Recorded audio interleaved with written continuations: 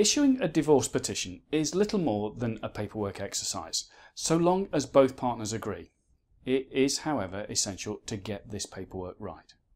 Some of this is quite technical, and if it is not done correctly, it will be rejected by the court, causing delay, frustration, and additional court fees. Most people can deal with it themselves, and there is not usually any need to employ a lawyer to do more than give some basic advice and sometimes check over the application before it's sent to the court. Before you can apply for a divorce, there are a few initial considerations. You must have been married for a year. If you have not, you will only be able to apply for the decree of judicial separation. You must also be able to show that you have sufficient connection with the UK. It will be necessary to show that you are either living in England and Wales when you issue your divorce petition, or regard England and Wales as your home country. If this is not the case, you will need to get legal advice. Finally, you must provide a reason for divorce. There is only one ground for divorce, which is that the marriage has irretrievably broken down. This must, however, be proved by one of the 5 facts. These are that your partner has committed adultery, unreasonable behaviour, desertion, or that you have been separated for 2 years and both agree to divorce, or 5 years if your partner does not agree to divorce.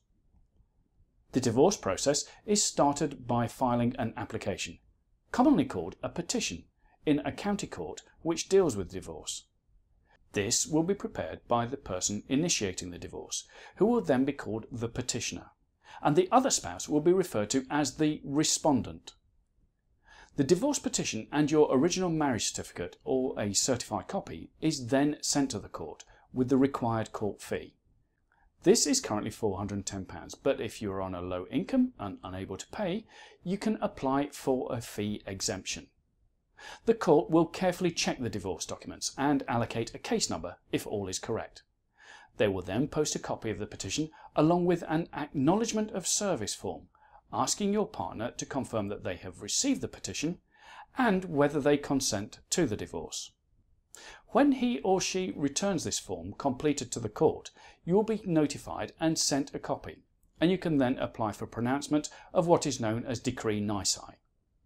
This is the first stage of divorce and will enable the court to make financial orders, but does not dissolve the marriage. You can watch our previous videos on financial orders during a divorce here. To obtain Decree Nisi, the petitioner must complete the application form and make a sworn statement that the content of the divorce petition is true. The court will then fix a date for pronouncement of the decree. There will be no need to attend court, and a Decree Nisi will usually be pronounced automatically. After 6 weeks, you may apply for Decree Absolute to be pronounced. This is the final decree which dissolves the marriage, and after which you will be free to remarry. Always bear in mind, however, that many of the financial links of the marriage remain. It will be necessary to have these dealt with by way of financial orders from the court. You should also consider making a new will. Need help with your divorce or simply want to get some advice?